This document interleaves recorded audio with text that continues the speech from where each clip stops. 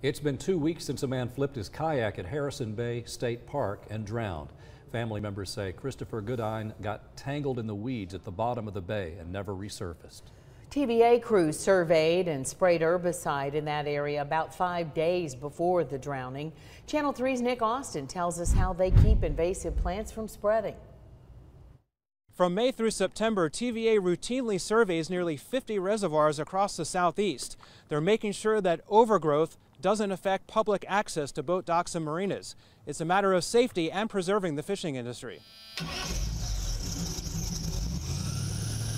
Since the late 1950s, TVA has been watching out for invasive plants and weeds growing out of control. Not only use can be impacted, but just public safety in those access areas. So we try to keep vegetation down in those areas and manage routinely. Dr. Brett Hardis runs the Aquatic Plant Management Program. He goes out every 3 to 4 weeks checking designated developed public areas within 20 to 50 yards of shorelines.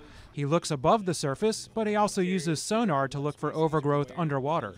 Everything that this boat goes over, I can see when I get back into the office at the end of the week and determine, if and when management might be needed. Where necessary, Hardis will spray an EPA-approved herbicide to keep things under control. He says it doesn't harm people or fish. Essentially what these herbicides do is impact the plant, knock it down to the root system.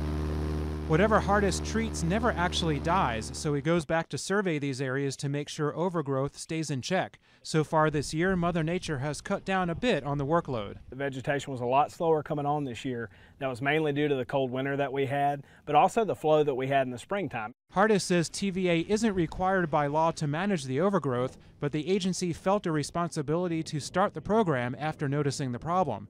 Areas that do not have direct public access aren't managed. These spots are usually popular with anglers. Fishing is a large part of the region's multi-billion-dollar recreation industry, so aquatic vegetation is important.